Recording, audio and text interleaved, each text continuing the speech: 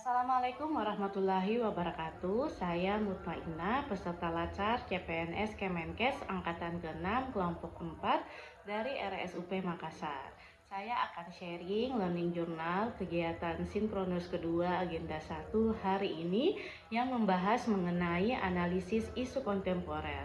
Di awal pembelajaran kami mengulas mengenai isu-isu strategis kontemporer seperti korupsi yang ternyata secara historis korupsi tersebut telah ada sejak zaman kuno, kemudian narkoba, terorisme, dan radikalisme, termasuk bagaimana pencegahan tindak pidana terorisme tersebut, kesiapsiagaan nasional, serta kontraradikalisasi. Adapun isu-isu lainnya seperti money laundering, proxy war, cybercrime, hate speech atau ujaran kebencian dan berita hoax baik di media sosial maupun media massa. Nah, untuk apa sih kita harus mempelajari isu-isu kontemporer tersebut? Ternyata hal tersebut penting terutama bagi kita seorang calon ASN.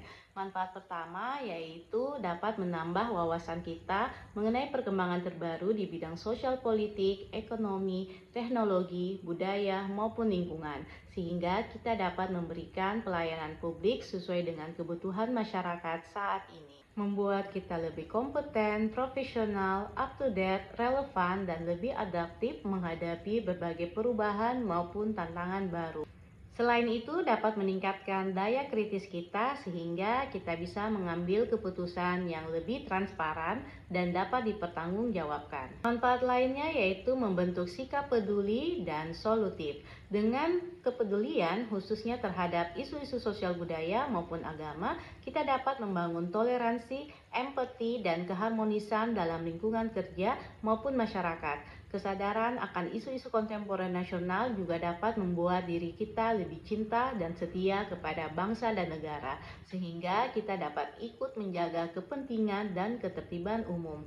Manfaat selanjutnya adalah mempersiapkan diri kita menghadapi perubahan serta mendorong partisipasi aktif sebagai warga negara yang baik. Tentunya dengan wawasan yang luas kita akan lebih mudah bekerja sama lintas sektoral karena memahami konteks dan isu yang sedang terjadi. Sehingga output pembelajaran isu kontemporer akan sejalan dengan core value kita sebagai seorang ASN dan tentunya akan memperkuat implementasi nilai berakhlak dalam kehidupan sehari-hari. Selanjutnya, kami diperkenalkan dengan teknik analisis isu yang terbagi menjadi mind mapping, fishbone diagram, analisis SWOT, dan gap analysis. Kemudian kami juga mempelajari mengenai konsep konflik kepentingan dan pengelolaan konflik kepentingan.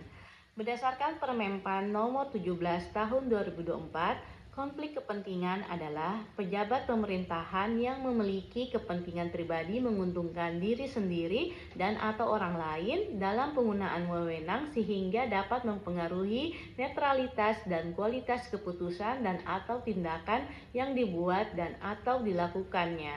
Ada beberapa jabatan yang rentan konflik kepentingan, antara lain unit atau bidang dengan resiko yang lebih besar, seperti perencanaan, pengadaan barang dan jasa, perizinan, pengangkatan, promosi, manajemen SDM, ataupun pengawasan dan pemeriksaan. Pengelolaan konflik kepentingan dapat dimulai dengan mengidentifikasi dan memitigasi konflik kepentingan. Kemudian pelaksanaan pengelolaan konflik kepentingan baik melalui pencatatan daftar kepentingan pribadi, deklarasi konflik kepentingan, tindak lanjut pengendalian di mana terdapat masa tunggu atau cooling off period mantan pejabat pemerintah hingga pelatihan dan konsultasi pengelolaan konflik kepentingan tersebut. Selanjutnya, pengawasan konflik kepentingan untuk menjamin efektivitas pelaksanaan pengelolaan konflik kepentingan, baik melalui pengawasan langsung dari atasan pejabat maupun pengaduan. Yang terakhir adalah pemberian apresiasi untuk meningkatkan partisipasi dan keterlibatan individu, yakni dalam bentuk bagian penilaian capaian reformasi birokrasi dan bagian capaian kinerja kepada pejabat pemerintahan tertentu. Dan yang tidak kalah pentingnya adalah internalisasi budaya pengelolaan konflik kepentingan ini baik melalui pelatihan, sosialisasi, bimbingan, dan konsultasi, serta pengembangan lingkungan kerja yang sensitif terhadap konflik kepentingan sebagai fondasi dalam menciptakan budaya integritas di lingkungan ASN.